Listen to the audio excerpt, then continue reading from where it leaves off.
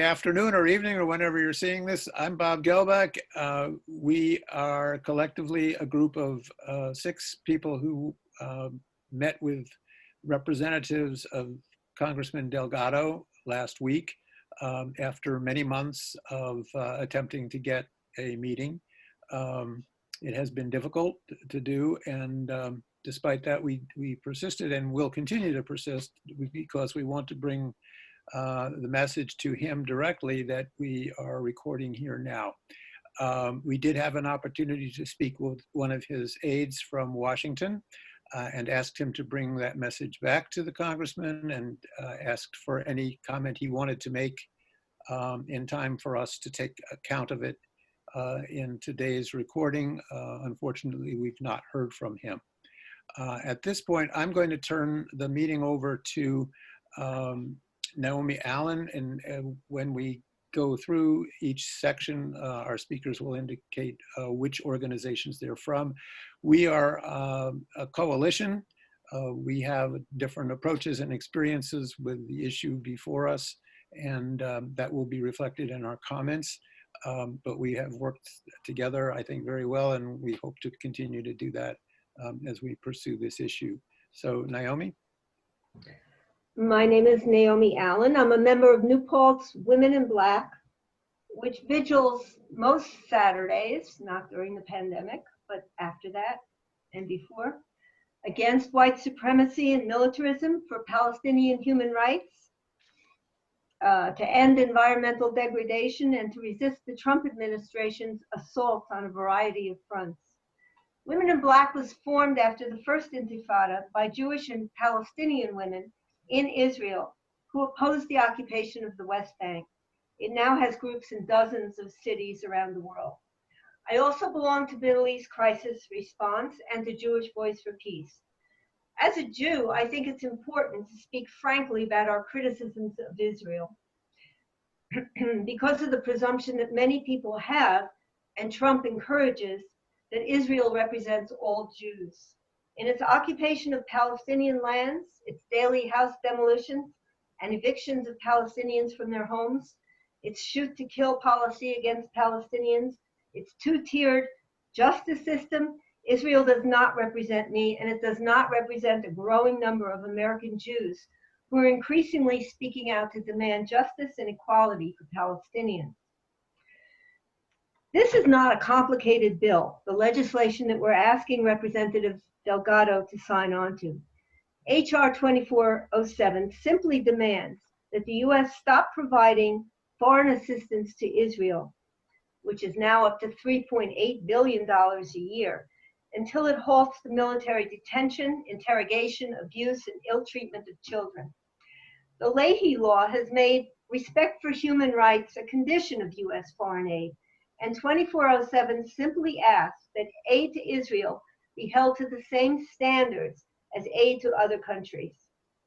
Each year, the Israeli military detains and holds around 700 Palestinian children.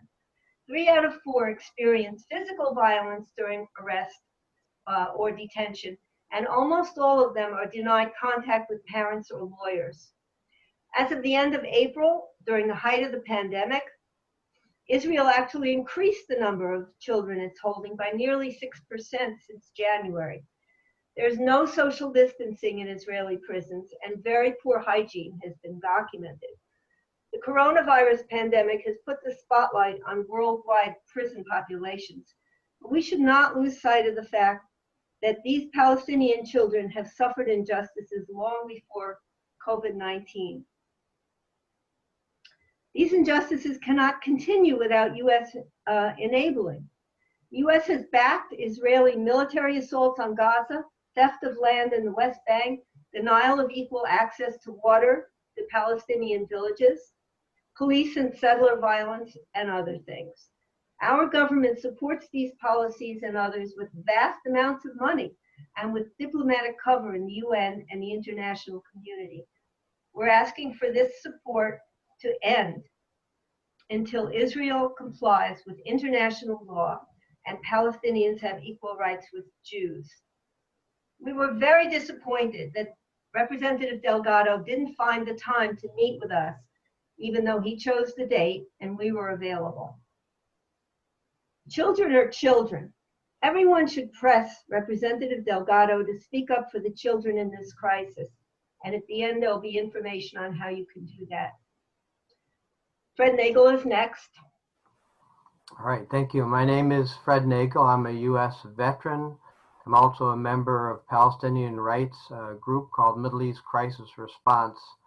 And we are Jews and Christians and Muslims and others who have joined together to fight racism and Islamophobia, well, both in this country and in Palestine. I asked you, Representative Delgado, a question at one of your town halls in Clinton, New York. I live right nearby. You graciously called on me towards the very end of the meeting, and I asked you your opinion on Palestinian rights and why you never talk about the issue. And you responded by telling the audience about your Jewish wife and children, and then went on to the major Zionist talking points, from Israel's right to defend itself to how Palestinians had thrown away their choices for peace. Several members of my family are Jewish, but still I don't consider that part of a discussion about the rights of Palestinians. And many Jewish groups are calling for a more forceful defense of Palestinian rights, as well as an official condemnation of the Israelis' annexation of the West Bank. Recent polling of Americans show very little support for Israeli settlements. It's less than 20%. 80% of Americans are against Israeli settlements. For military aid to Israel, that's less than 20%. For congressional visits to Israel, as you made quite recently yourself, less than 27% were in favor of those visits.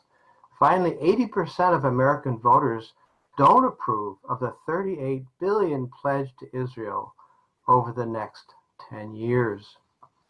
Given the attitude of your constituents, why can't you speak out about the mistreatment of Palestinian children?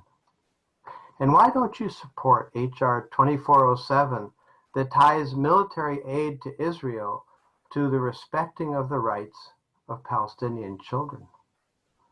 All right, Tarek Kauf is up next. Thank you.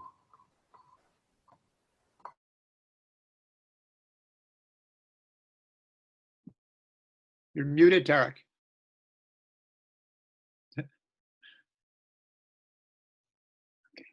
My name's Tarek Kauf. I'm a veteran. I was a U.S. Army paratrooper in the early 1960s. I served on the National Board of Directors of Veterans for Peace. I'm a member of Middle East Crisis Response and Jewish Voice for Peace. I'm very concerned about this issue. One of the reasons I'm concerned about it is because I've had direct experience in going to Palestine and seeing what has happened and what happens on the ground with the Palestinian people. And I've seen what happens with children. And I haven't gone by myself. I've gone with delegations of US veterans, and we've included in those delegations former IDF veterans, former members of the IDF who had been part of the oppression, occupation, and apartheid in Palestine and who opposed it. And we've seen what's happened to children, and we've seen what's happened to the Palestinian people. And it is, I will call it what it is. It's apartheid. And we did not want our country or our taxes to support that at all. And we stood with the Palestinian people. We got tear gassed, we got shot out with rubber bullets. We saw and we heard of children being dragged from their homes. One of my friends, Palestinian friend, had his child shot in the leg intentionally, so that child, young child, 12 years old, is now crippled for life. This happens quite often. We also know that there are hundreds of Palestinian children in Israeli prisons, and there are no Israelis in Palestinian prisons. So this is the difference. This is a huge difference. I also want to say that I knew Maurice Hinchey, and I'm sure most of the people who are seeing this know who Maurice Hinchey was. He was our congressman for years. Maurice Hinchey always got reelected.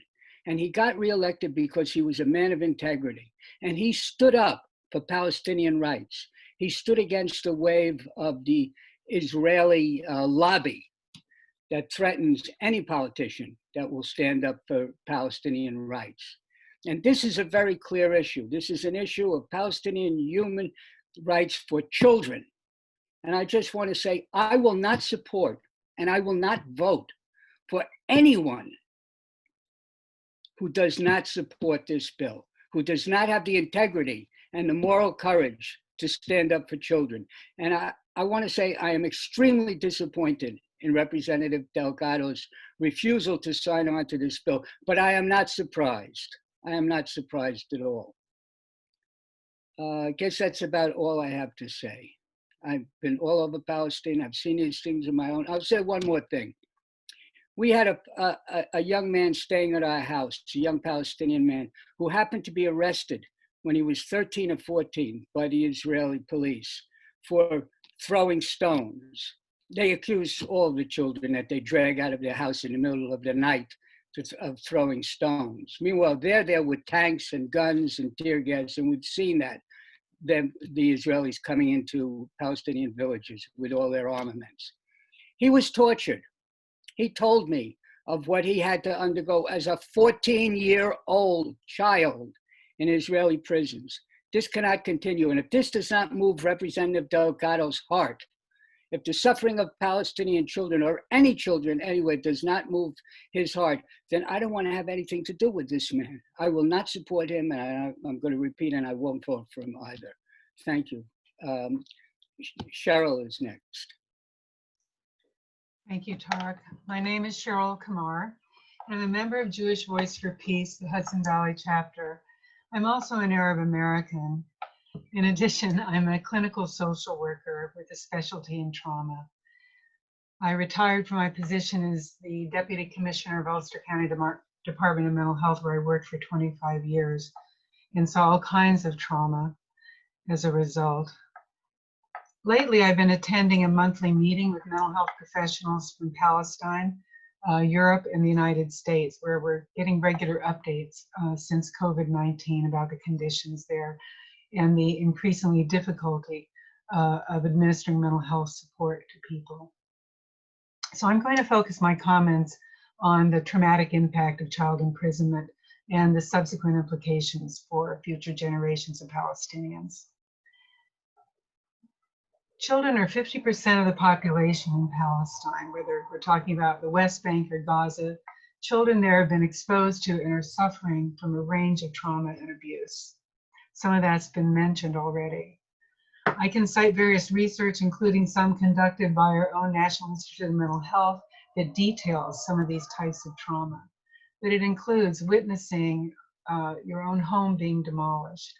And as of late, some Palestinian families are required to demolish their own homes under the eye of the IDF.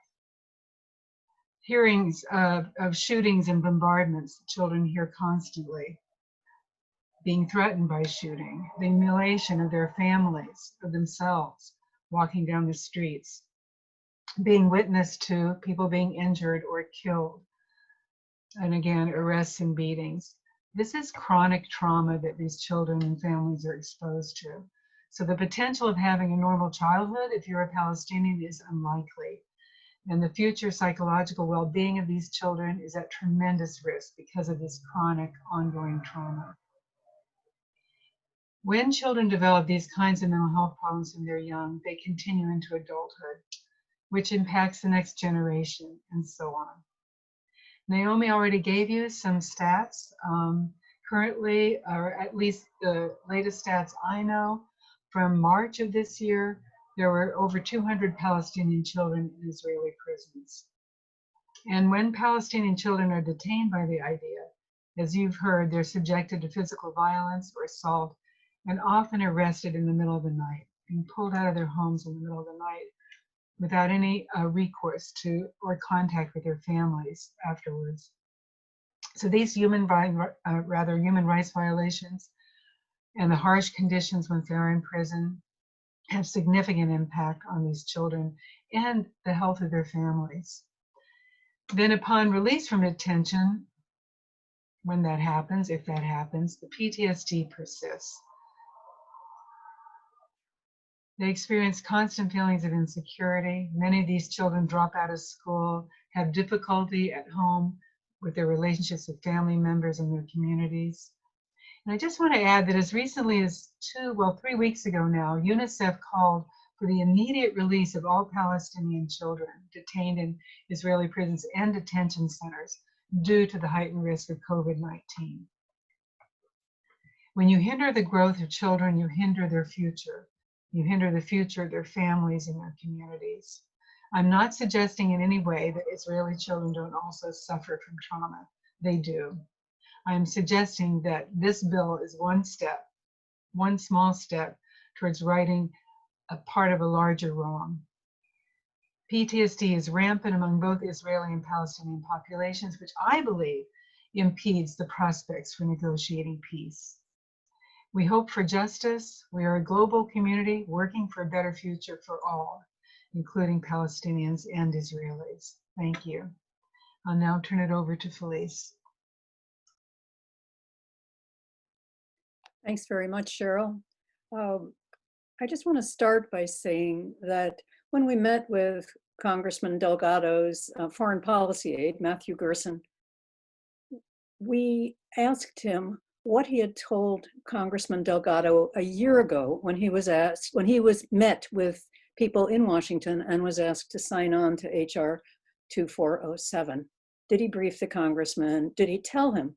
And the reason that we asked this is that I attended a meeting, a town hall meeting with Congressman Delgado, along with Cheryl, and I think maybe Naomi, I can't remember, and in Churchtown, in Columbia County. And we asked Congressman Delgado about HR 2407, and he said he hadn't heard of it. So his aide said to us, well, of course, the congressman has a lot to do. He has many issues to consider. This is true, he does.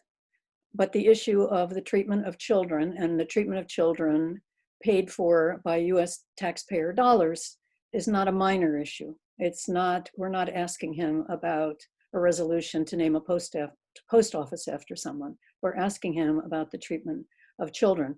So I hope that, and the people who are listening to this will also ask Congressman Delgado what he's going to do. He really needs to hear from people. So let me tell you what I told him, because I think it's relevant not just to people who normally pay attention to the issue of Palestinian children or Palestinian rights, but it's relevant to anybody who sees themselves as a progressive. Let's just start with the idea that a progressive congressman must adopt a progressive foreign policy. The United States has increased its defense budget every year while cutting its investment in the US population. The US has increased its reliance on military intervention while reducing its reliance on diplomacy. The increased militarization of our presence in the world has had a devastating effect on the lives of literally millions of people and millions of children. So I would just start by pointing out that HR 2407 is a bill that applies globally. It cites the treatment of Palestinian children by Israelis, by the Israeli army, because Israel is the largest recipient of US military aid, but it applies globally.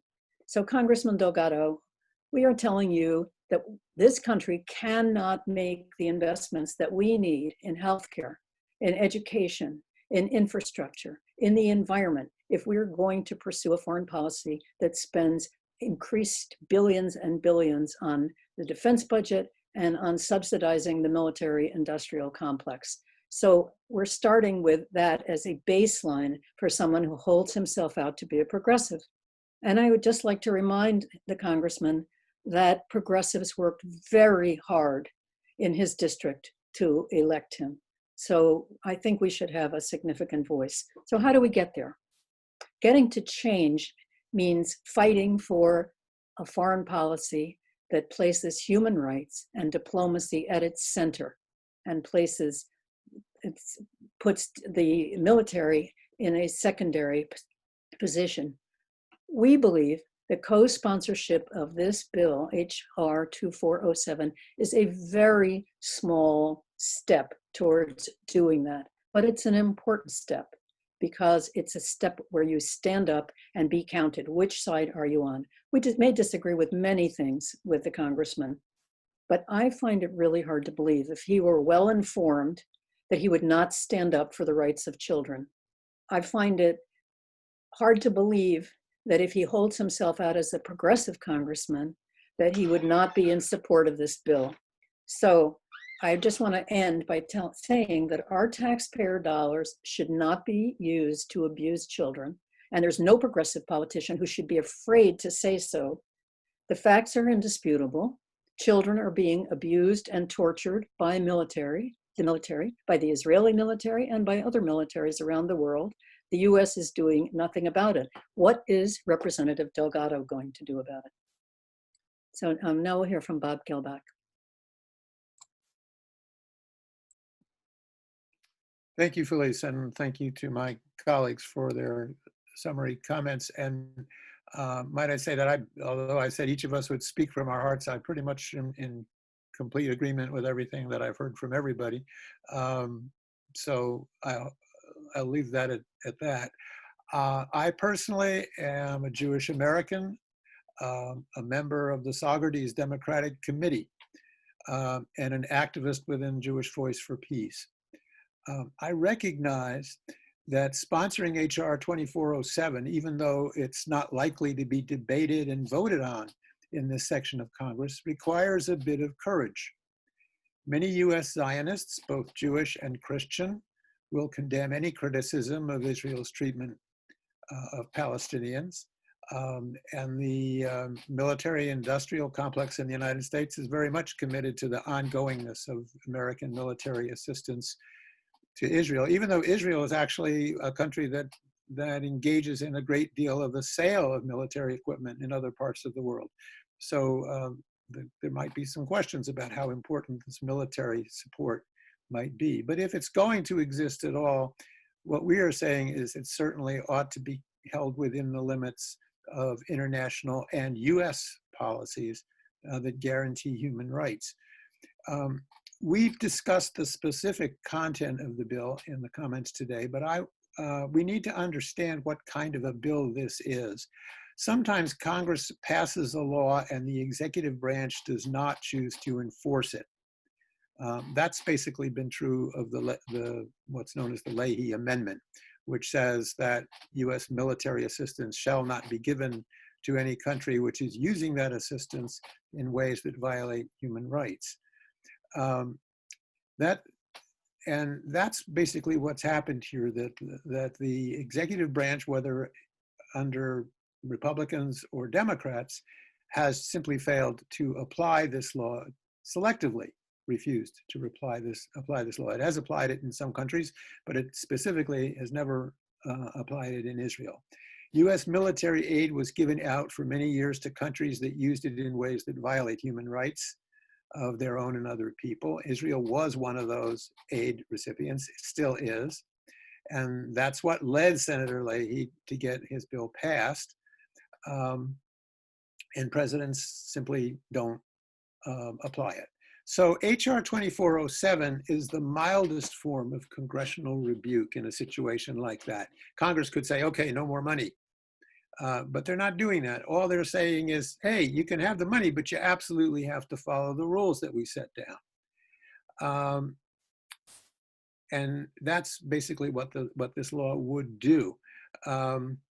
It gives in the body of the law the evidence that the current law of the US is not being enforced. That's a finding by Congress. And that finding by Congress is the finding that the executive should have found on its own. So they're saying, here, we'll do that.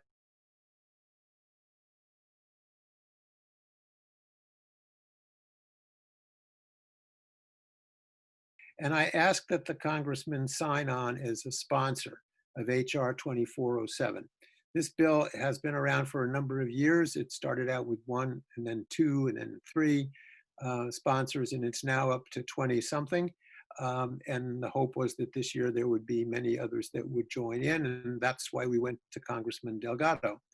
I pointed out to him that this was not a refusal to support Israel or even military assistance to Israel. We don't think there should be military assistance to Israel, but he could still believe that and support that.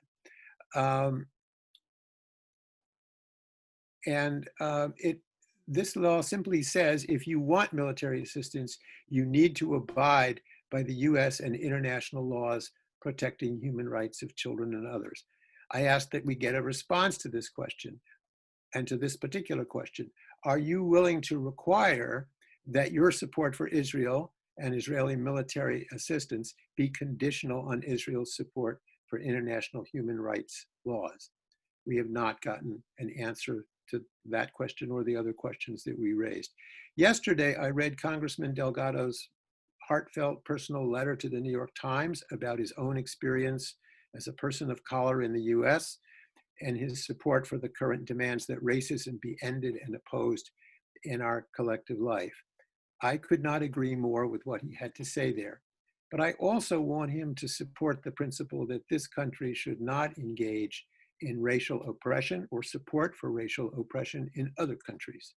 That is what is at stake here. And I'm waiting for the congressman I supported in 2016 to clarify his position on that issue. That concludes what I have to say. Is there anyone else who wants to make a closing remark? If not, we thank you for listening and hope that you will have an opportunity to contact Congressman Delgado yourself. We'll be showing you in a moment the resources necessary to the address and so forth to get that message to him. Thank you.